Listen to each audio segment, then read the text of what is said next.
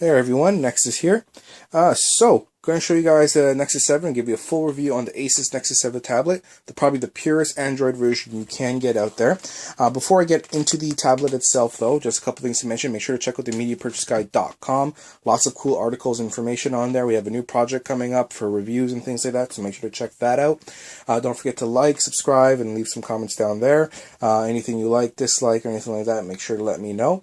Make sure to check out all our other channels as well, see if there's anything. There's lots of different products across all the channels. So let's get right into this, and I'm actually going to talk about the hardware in itself first, and let's talk about the front. Now, looking at the front of the tablet itself, you'll notice there's a 1.2 megapixel camera up front here. Interesting to note, although I would like to mention this more when we talk about the software, but I'll just mention it here, is that although it has a 1.2 megapixel camera here, it actually does not come with the app to actually load it up. You actually have to go in the Play Store and download the app, which I found kind of weird, although there's something else we'll mention in a second. For just the fact to use that camera, you have to download the app. A little bit of an annoyance. Now, it is a 7-inch, it's a Nexus 7, so obviously it's a 7-inch screen going right across, 1280 by 800 resolution, 216 pixel per inch PPI, so really nice, bright, colorful screen. Looks really good on here. I will show you that in a moment. Of course, when you look around here, nothing really to note here. At the bottom, of course, there's your little charger, 3.5mm jack. Here's a couple things to note on the back. Now, first, I do like the build on the back. Really nice. It feels almost like a soft plastic material. I don't want to say soft because it's not soft, but it doesn't feel like really hard either. It's kind of like a smooth perforated material, so it does feel kind of nice.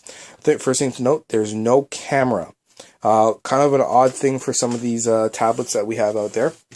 Do come with rear-facing cameras almost as a standard, and this one not having one is a little bit odd, but there is no camera on the back of this one. Also, that kind of keeps the price point down for if you're looking for a nice, affordable, good tablet. That's one of the things there, but it is something that's being missed.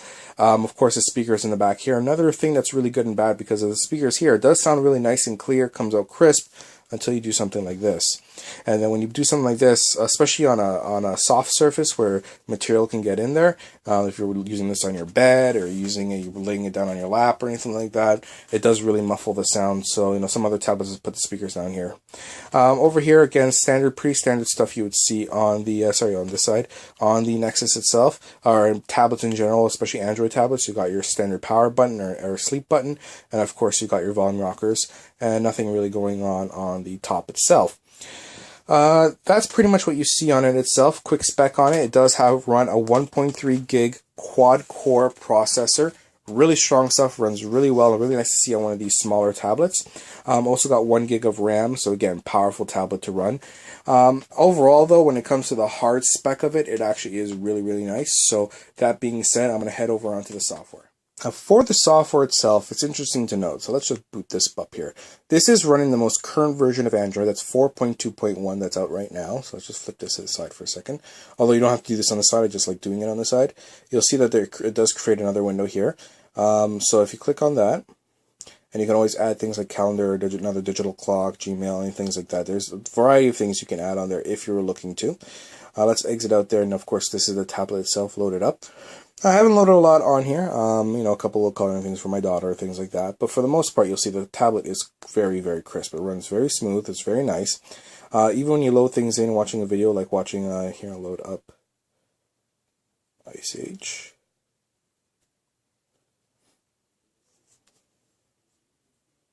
I don't know if this will do it justice or not, but let's take a look.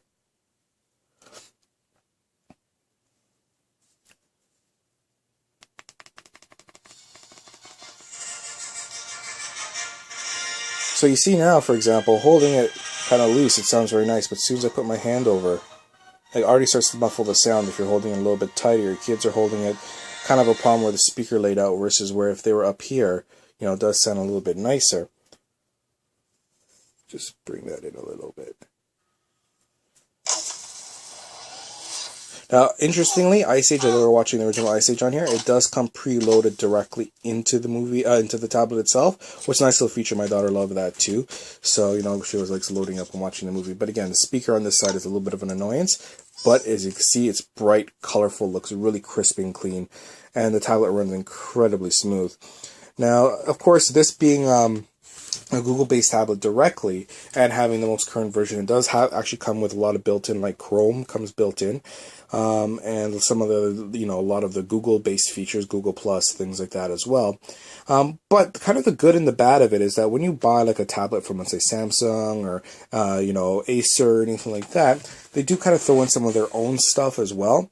Whereas in this one here, you're getting as pure as possible you can get with a tablet. And of course, this allows for greater customization, which is something I love because I'll give an example. If you do watch a review and watch our versus on the actual, there you go, 4.2.1 right there, you'll notice that the one thing we do mention is that, for example, the Samsung Galaxy tablet, while a great tablet, because it comes with TouchWiz, and that comes by default, you actually end up having to, it's more loaded. It runs slower, it runs choppier because there's a lot of extra process it has to take. This is pretty much as raw as it can get when you're looking at Android tablets. And when you're thinking about that, you're thinking about as far as close to Android and as close to pure as you can. It also runs the crispest and cleanest, also having that, oh look, completed the download of your video. Also having that, well, that kind of threw me off there, guys. Also having the crispest, cleanest version of it here allows you to do extra customization. A lot of the stuff you see on TouchWiz and all those other versions out there can, to some degree, be downloaded. You can't download TouchWiz Direct, but they do have other things where you have your own launchers you can load and things like that. Of course, there's a couple other things to note in here. That's your home button at the bottom. Of course, there's your back button, and of course, this pulls up like your, your task manager, things like that, and you just swipe across. So that, that's kind of everything. Let's get you guys a good angle here. Let's go back to landscape. Of course, the other thing to note is that there's two drop downs. One is your notification. As you can see, ISH download complete.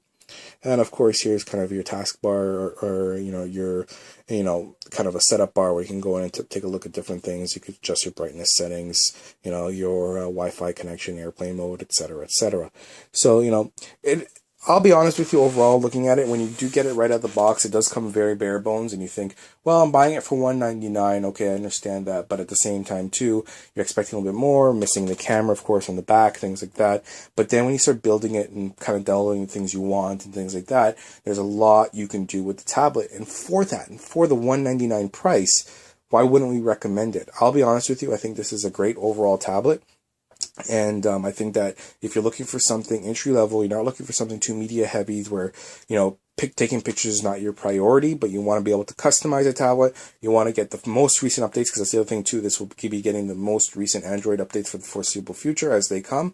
And you just want to be able to, build the tablet the way you want. This is the one to go. I really don't think you can get a better tablet than this out there. Overall, when we're giving it our score, I would be giving it an 8 out of 10.